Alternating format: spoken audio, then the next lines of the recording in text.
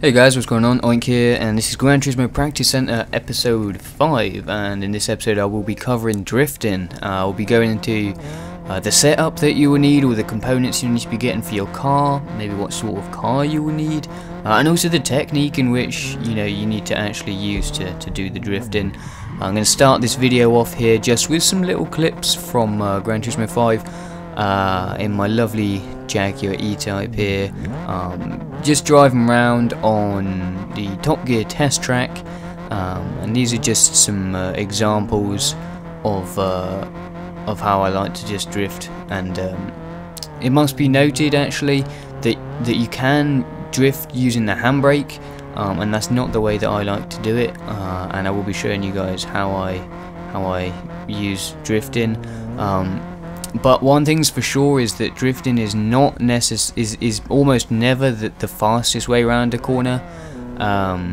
So I just use it for a bit of fun, not really serious, or for those drifting events that you can do in Gran Turismo 5. But it must be noted that it's not, supposedly the point of a drift is to be able to go into a corner without having to reduce your speed as much as you might otherwise. And this works because you put yourself into a slide, so you're going sideways, and you point your car towards the exit, and you can then start putting power down in the direction that you want to be going straight away, as opposed to going through the corner slowly and accelerating out. And I will show you guys this in a little diagram in a moment here. But like I said, just some examples of drifting around these corners, just to give you guys an idea of what it is I'm talking about.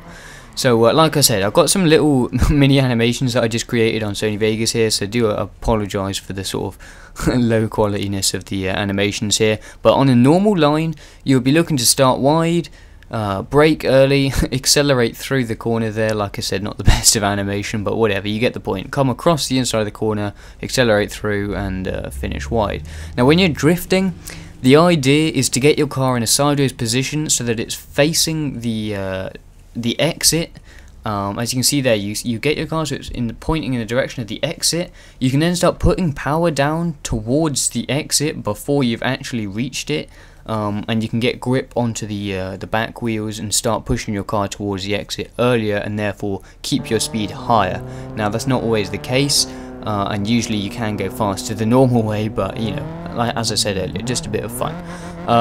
So this is just an example drift, and I'm going to go through this particular one in nice slow motion to show you exactly what it is I'm doing each step of the way. So if you're just getting used to it, I would suggest entering the corner at a fairly low speed. Make sure it's nice and controlled, make sure the car is balanced on the suspension. For the setup I'm giving you, you're going to have quite soft suspension, especially at the back, so you want to make sure you're nice and balanced whilst you're entering the corner. Enter it nice and straight. This is actually more of a U-turn as opposed to a right angle, as I showed in that diagram, but put a sharp bit of braking in at the same time, turn your car. That will put your car into a slide, and at that point put the accelerator right down. You want to get power straight to the back of the car, so you're accelerating. Now in opposition to a normal corner, if you accelerate more and you're going faster, you will end up understeering and coming out wide, and the less you accelerate, the tighter you'll be able to take it. When you're drifting, more power, because you're facing towards the inside of the corner, will take you close to the inside. Less power will let you drift back out to the outside, and you can use this acceleration control to position yourself exactly where you need. Now I always do this tuning shop at the end of my Gran Turismo episodes, but this is going to be a particularly big one because this is all about the setup. So first of all, components. Make sure you've fully upgraded the lightness of it. That makes no sense, but get all of the light reduction things, including the bonnet if you can. My car is not equipable with one, but if you can get that. You need as much power as possible, so you want it to have engine tuning stage 3, or the maximum that your car can take, and again, if it can, get the sports ECU. With the intake, you want the sports manifold and the racing air filter, again, best power. Exhaust, you want the racing exhaust, again, the sports exhaust manifold and the catalyst converter. The turbo kits, my car can't be equipped with one, but if you can get the highest turbo, if that's not applicable, you sometimes can get a supercharger, and these are really great because they actually aid your acceleration particularly, which is one of the major aspects when you're coming into a drift. The transmission, the fully customizable one, is the one you want, and that is crucial. So if your car can't support that, which there are a couple, then you want to find yourself a different car. In terms of the clutch and the flywheel, you want the twin plate in the semi-racing. You also want the carbon propeller shaft and the fully customizable limited slip differential, the LSD there, and I will go into those in a moment. The torque distribution is for four-wheel drives, and it's a bit of a different story drifting four-wheel drive, so I'm not going to go into that in this video. You want the fully customizable suspension as well, and finally you will want to get the sport soft tire, the comfort soft tires. Sorry, they don't offer tons of grip, but more than the comfort hard. So you've got enough slip to get it into the side, but enough grip to be able to actually accelerate through. Now, one thing to note before you pick your car, it must be rear driven. So you can see on the right hand side in that list, one of the options is drivetrain. Make sure you've got a FR car. You almost need it to have rear driven cars, because that's where the power is going to be, and that's what you need. So back onto the actual tuning. On the body, you want to have the ballast. Now this is actually adding weight to the car. So what you want to do is have the ballast position as far back as you can. I believe it's 50 is the maximum, so you want it right at the back, and you want to have a reasonable amount, but this is because it will put weight on the back, and that's where the power is, so you have more grip on those rear tires, and therefore you'll have more acceleration once you get into the slide. On the engine, just check that your power limiter is on 100%. It should default to that, but if it isn't, just whack it up to 100%, and make sure your sports ECU is checked. On the transmission, then make sure fully customizable is on, and if you go into the adjust section, you want to have, since we're not actually driving for ultimate speed, you want as much acceleration when you're actually in the drift. So for this reason, have the max speed right down, you'll have lower gear ratios, and you'll be able to switch through them much quicker. Now you might consider putting the fifth gear down a little bit, so you've got more acceleration on the fifth gear, a slightly higher top speed, and that will just allow you to actually have some speed when you're coming out of a corner, between corners. It's a bit tedious if you're driving quite slowly between them, but again, that's just up to you. On the suspension then, ride height, you want it quite low. This will give you a bit more control over the car coming through the corner, and a little bit more grip as well. On the spring rate, you want the rear springs to be quite soft, so you want less force, allow them to push them down, so have that as quite a low number, and on the front you want a high number, so they're stiffer and it's harder for them to be pushed down. On the extension, you want the rears not to be extended as much, so you want them a lower number, and the front a higher, and almost the exact reverse for the compression.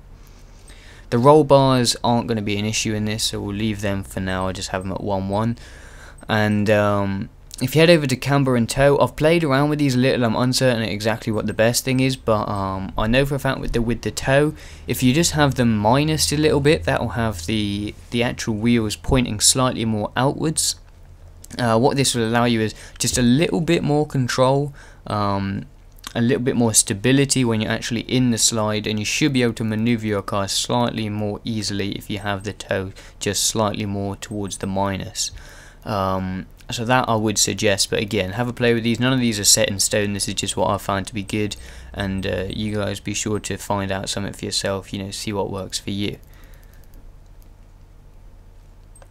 So once you've set these up, if you back out onto that main menu there,